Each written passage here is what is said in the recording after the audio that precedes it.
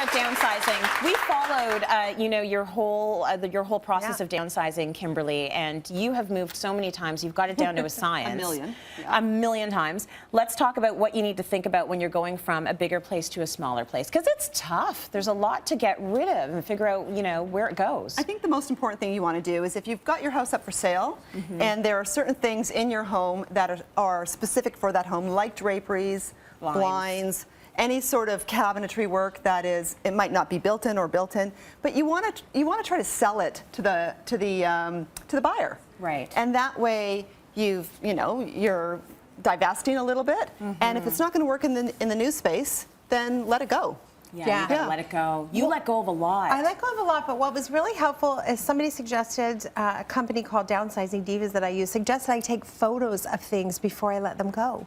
Oh. So I actually ended up keeping the memory without having to store the item. That's smart. Yeah. I did that with all if mine. you're that attached to it, then keep a photograph of it. Put it in a little book. It takes up way less space. Exactly. I did that with all my kids' projects. I thought you were going to say you do that with all your kids. You can go. Here's little Johnny. Off you go. It's been a good few years. Haven't seen him in years.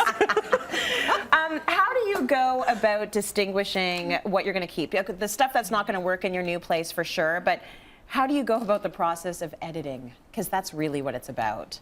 You know what, I think if you haven't, when it comes to furniture, if there are pieces that are maybe tired or you're trying to transition into a slightly different look, maybe you've gone from, you know, a casual country and you want to do a little bit more contemporary, the pieces that are specific in, you know, design, those are the ones that you want to try to divest. Okay. And, you know, when it comes to like linens and that kind of thing, I always find that that's a nice time to change up all your beddings as well. Switch it up. Switch it up. Ask a friend who's got good taste to come over and help you decide, because it's really easy for your friends to go, nah, dump it, nah, dump it, nah, dump it. There's no emotional attachment, and you'll realize they're probably right.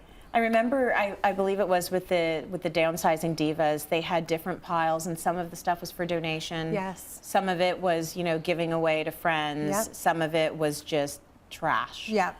Or keep. Or can't live without.